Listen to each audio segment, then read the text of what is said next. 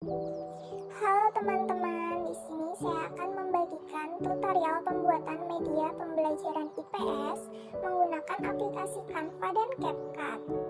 Yang pertama, kita bisa mengunduh aplikasi Canva dan CapCut terlebih dahulu di laptop maupun handphone teman-teman melalui Play Store. Setelah itu, kita bisa masuk ke dalam Canva melalui beberapa cara. Dan di sini saya masuk menggunakan akun Google ya teman-teman. Setelah masuk ke dalam aplikasi Canva, kita dapat melihat banyak tampilan dan menu apa saja yang kita butuhkan di dalam Canva, mulai dari fitur video, media sosial, presentasi, poster, wallpaper, sertifikat, kartu undangan, sampul buku, dan masih banyak lagi ya teman-teman. Nah, di sini kita akan membuat media pembelajaran IPS dengan video menggunakan aplikasi Canva. Yang pertama, kita bisa mengeklik icon dan tulisan video.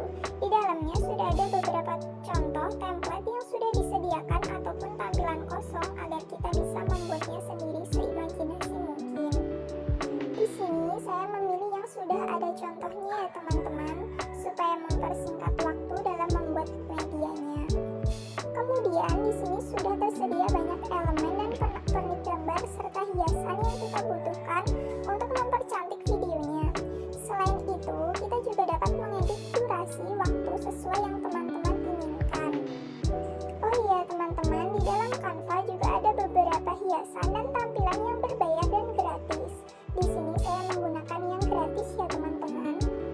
Selain itu, di dalam Canva kita juga bisa membuat dan mengedit videonya sekreatif dan seinovatif teman-teman ya. Mulai dari bentuk tulisannya, ukuran tulisan, background, dan animasi bergeraknya. Kemudian setelah selesai membuat dan mengedit video, selanjutnya kita bisa menyimpan video ke dalam galeri. Nah, yang menarik di aplikasi Canva ini, kita dapat menyimpannya ke dalam berbagai bentuk format, seperti format gambar, PDF, video, GIF, atau klip pendek, serta dalam bentuk animasi.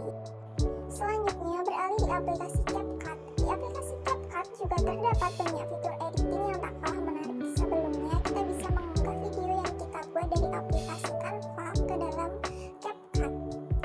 Di sini sudah ada video yang kita edit menggunakan Canva tadi ya teman-teman.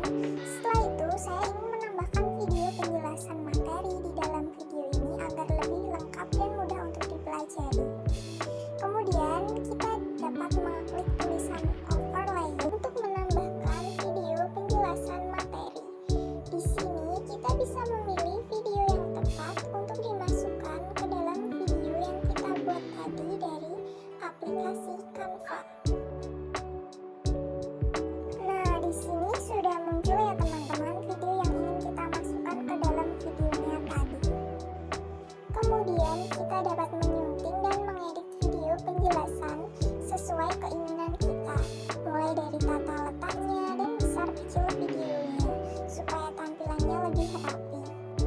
Di dalam aplikasi CapCut, kita juga bisa menambahkan audio yang sudah ada, ataupun rekaman audio kita saat ini juga, yang memungkinkan teman-teman untuk berkreasi dalam mengedit videonya. Kemudian kita dapat menghapus latar belakang videonya supaya tampilannya lebih menarik dan tidak bertabrakan dengan video materi pembelajaran, sehingga tampilan dan tulisannya dapat terlihat dengan jelas. Yang terakhir, jika dirasa videonya sudah bagus, selanjutnya kita dapat menghentikan editing dan langsung menyimpannya ke dalam galeri agar mudah untuk dicari dan dibagikan. Kemudian platform terakhir yang kita gunakan yaitu Edmodo, yang merupakan platform pembelajaran berbasis jejaring sosial yang diperuntukkan untuk guru, murid, sekaligus orang tua murid. Setelah itu kita bisa pergi ke web Google untuk masuk ke dalam Edmodo.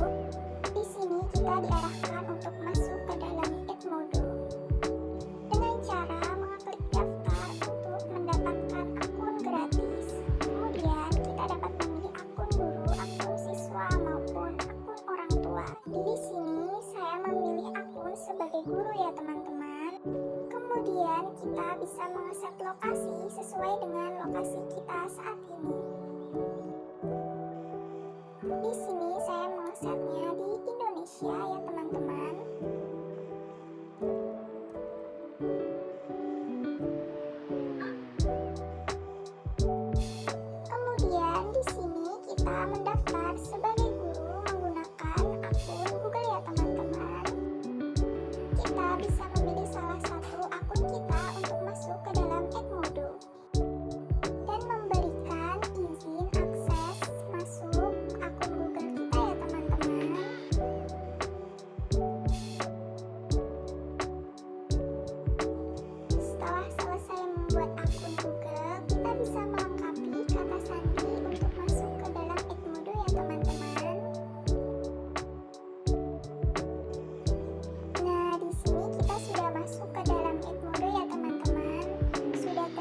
tampilan yang interaktif, dan fitur-fitur yang tentunya menarik.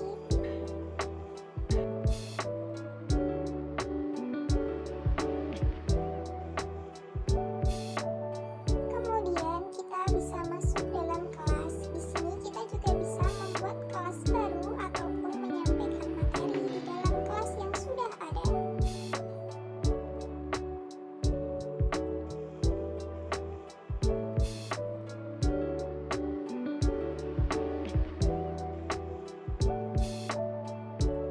Selain itu, kita juga bisa menyampaikan materi dan informasi terkait dengan pembelajaran di dalam kelas.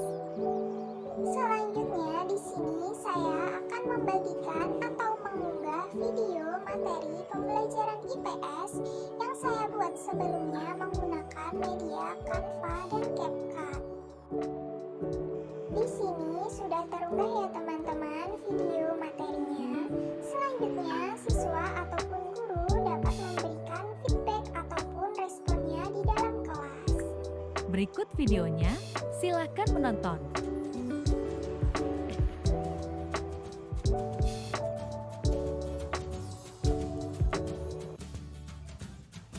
Halo semua, di sini saya akan menjelaskan mengenai materi interaksi sosial. Yang pertama, apa sih pengertian interaksi sosial itu? Interaksi sosial merupakan hubungan antar orang perorangan, antar kelompok manusia, maupun antar perorangan dan kelompok manusia. Pada dasarnya, manusia selalu berkumpul dengan manusia lain, selalu ingin bertemu, berbicara, atau ingin melakukan kegiatan lain dengan sesamanya. Dengan demikian, interaksi sosial menjadi sebuah keniscayaan yang tidak dapat dihindari oleh siapapun. Proses interaksi sosial terjadi apabila di antara pihak yang berinteraksi melakukan kontak sosial dan berkomunikasi. Yang kedua, apa saja sih faktor yang mendorong adanya interaksi sosial? Yang pertama ada faktor imitasi, yaitu proses belajar seseorang dengan cara meniru atau mengikuti perilaku orang lain. Bukan hanya perilaku, penampilan serta gaya hidup juga dapat diimitasi, seperti ketika kita mengimitasi cara berpakaian artis idola kita. Kemudian yang kedua ada faktor sugesti, yaitu dorongan atau pengaruh yang menggerakkan hati orang lain. Pengaruh tersebut menimbulkan emosi spontan yang mengakibatkan rasionalitas seseorang terpengaruh. Oleh karena itu, individu cenderung menerima masukan dari orang lain. Kemudian yang ketiga ada faktor motivasi, yaitu dorongan yang timbul pada seseorang secara sadar atau tidak sadar untuk melakukan sebuah tindakan dengan tujuan tertentu. Seperti saat kita sedang serius belajar dengan motivasi untuk mendapatkan nilai yang memuaskan. Kemudian yang keempat ada faktor identifikasi, yaitu proses psikologi yang terjadi pada diri seseorang yang secara tidak sadar membayangkan dirinya seperti orang yang dikaguminya, lalu meniru tingkah laku orang yang dikaguminya tersebut. Proses ini mirip dengan imitasi, namun kekaguman tersebut cenderung mendorong individu untuk menjadikan dirinya sama atau identik dengan tokoh tersebut, karena pada dasarnya proses identifikasi jauh lebih mendalam dari proses imitasi. Kemudian yang kelima ada faktor simpati, yaitu situasi di mana seseorang dapat merasakan kondisi yang sedang dirasakan oleh orang lain. Misalnya seseorang dapat merasakan sedihnya seseorang yang menjadi korban bencana alam. Kemudian yang keenam ada faktor empati, yaitu wujud dari rasa simpati yang berupa perbuatan nyata atas dasar rasa simpati. Contohnya adalah para relawan yang rela tidak dibayar untuk menolong korban bencana alam. Kemudian yang ketiga ada bentuk-bentuk interaksi sosial. Bentuk interaksi sosial dibedakan menjadi dua, yaitu proses asosiatif dan proses disosiatif. Proses asosiatif terjadi apabila seseorang atau sekelompok orang melakukan interaksi sosial yang mengarah kepada kesatuan pandangan. Bentuk-bentuknya diantaranya ada kerja sama, di mana orang atau kelompok-kelompok bekerja bersama-sama saling tolong-menolong untuk mencapai suatu tujuan bersama. Kemudian yang kedua ada akomodasi, yaitu proses penyesuaian diri individu atau kelompok manusia yang semula saling bertentangan, kemudian berupaya untuk mengatasi ketegangan. Tujuannya untuk mengurangi perbedaan pandangan dan pertentangan serta untuk mencegah terjadinya konflik.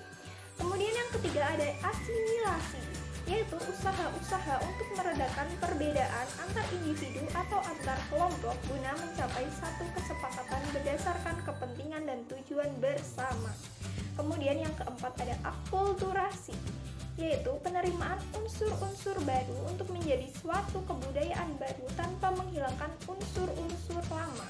Akulturasi merupakan hasil dari perpaduan dua kebudayaan yang berbeda. Kemudian bentuk interaksi lainnya yaitu proses disosiatif. Terjadi apabila seseorang atau sekelompok orang melakukan interaksi sosial yang mengarah kepada konflik dan ketegangan solidaritas. Bentuk-bentuknya diantaranya yaitu yang pertama kompetisi atau persaingan, di mana orang-orang atau kelompok-kelompok berlomba meraih tujuan yang sama. Persaingan dilakukan secara sportif sesuai aturan tanpa adanya benturan fisik. Kemudian yang kedua ada kontroversi, merupakan proses sosial yang ditandai ketidakpastian, keraguan, penolakan, dan penyangkalan yang tidak diungkapkan secara terbuka.